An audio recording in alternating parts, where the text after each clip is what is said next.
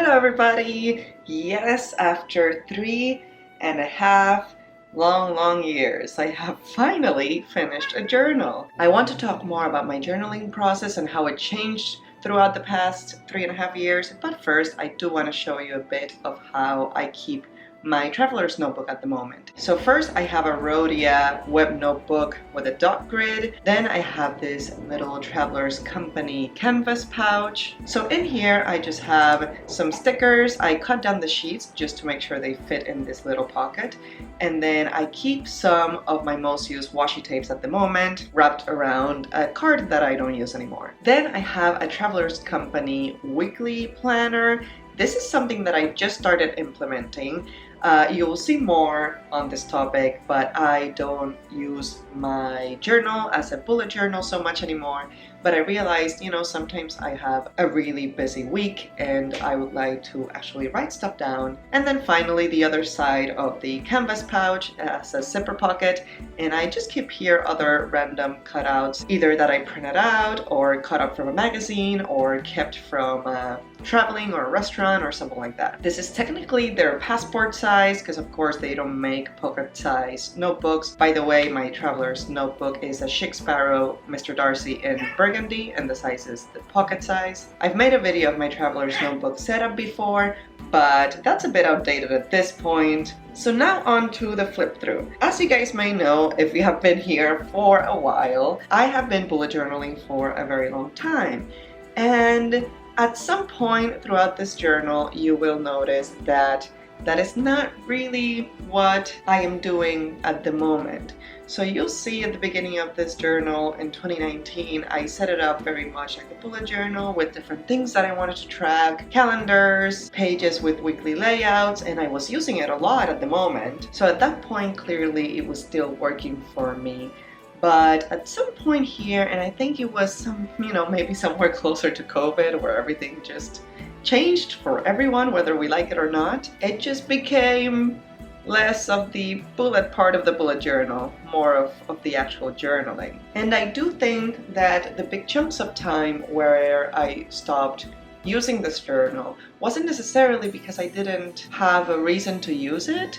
It was more of I was a little confused as to what I want to do with it, as to what's the point, because at that moment of transitioning from using it as a bullet journal where I plan absolutely everything on to just using it for writing and just more traditional journaling. At first it felt a bit like I am neglecting it before I realized, oh, you know what? This is my notebook, this is my journal. I get to use it for whatever is helpful at the moment and whatever I need it to be. And ultimately, I guess that's the beauty of a bullet journal. It can be whatever you want it to be, whether you're calling it that or not. At this point, I certainly wouldn't call this a bullet journal. Same with going forward. I am about to start the same notebook, Rhodia web notebook, and I think I have settled into just art journaling and craft journaling and the way I call it, scrapbooky journaling, meaning it's not just the writing. I do absolutely love the creativity of decorating each spread, adding calligraphy, adding washi tapes and stickers, and changing the inks and my fountain pens. That part has not changed, and you will see that throughout all of these pages. By the way, if you do see pages being skipped or cut, that was very much on purpose because this is the actual only journal that I use. Some spreads are a little personal, so I've decided to skip them. So no, that wasn't a glitch or an editing mistake, that was very much on purpose, but it's not too many of them though. So speaking of this artistic scrapbooky journaling, I did ask you guys on Instagram, once I knew I was going to make this video soon,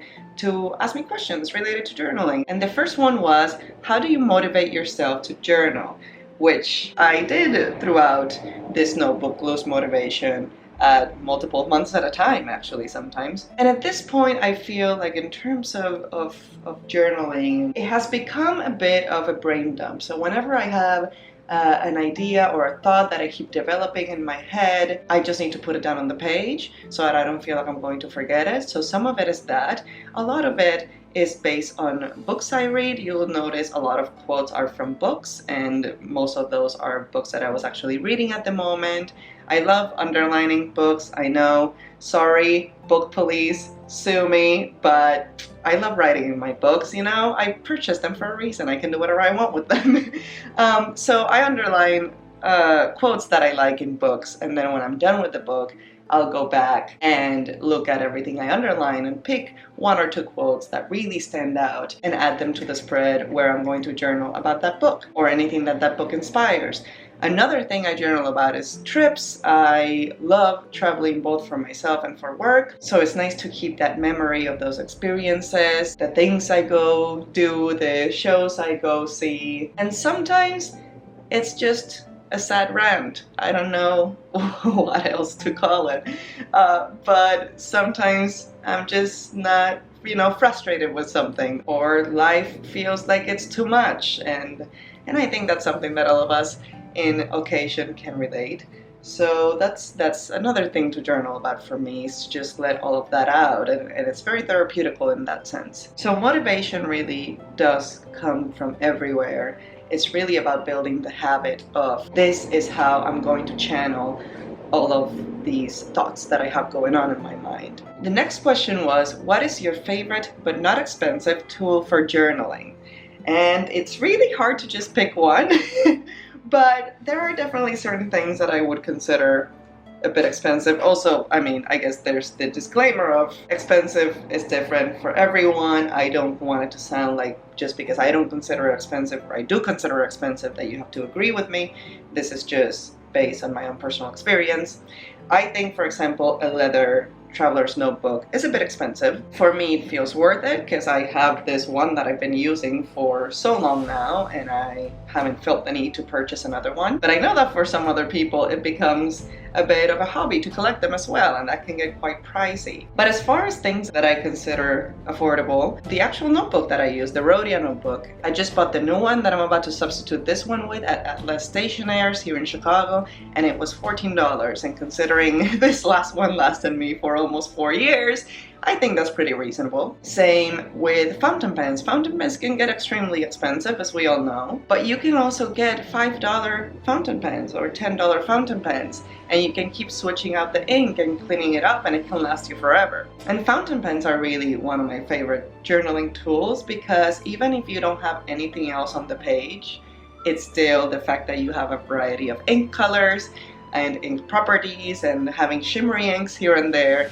gives it such a fun look, and it already makes the experience of going back and reading it much more interesting than just using the same black pen all throughout. And then additionally, when it comes to decorating the pages in a scrapbooky and artistic way, it can get very expensive with washi tapes and stickers, but also a lot of the ephemera that I use here, I got it for free. Once you keep in mind that you're going to use these little pieces of paper that you acquire when you are out and about for journaling, it's really amazing realizing how much you can actually just acquire and collect. And that actually leads me to the last question, which was, when you're out on your daily tasks or traveling, how do you know what will make good ephemera? So a lot of it is aesthetic, of course. I like my journal to look pretty, so if I see something that I find aesthetically pleasing, I will keep it. Sometimes it's about color palette. You'll notice most of these pages stick to a very dark jewel tones, autumnal color palette, because that's just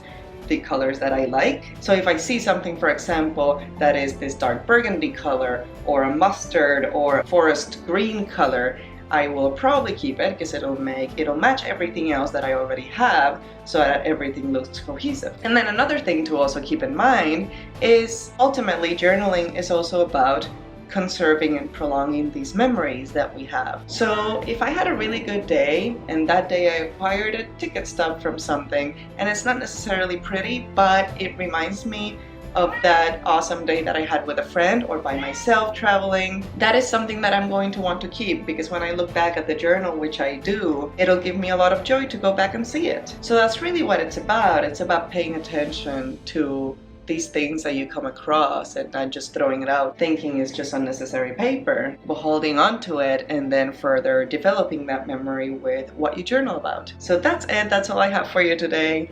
thank you so much for joining me in this video and in this journey. Also, a huge shout out and thank you to my Patreons. I just started Patreon a few months ago and it has been so much fun to share additional things over there. So if you're interested, there is a link below for that as well. But for right now, I will see you soon with another video and have a fantastic day. Bye!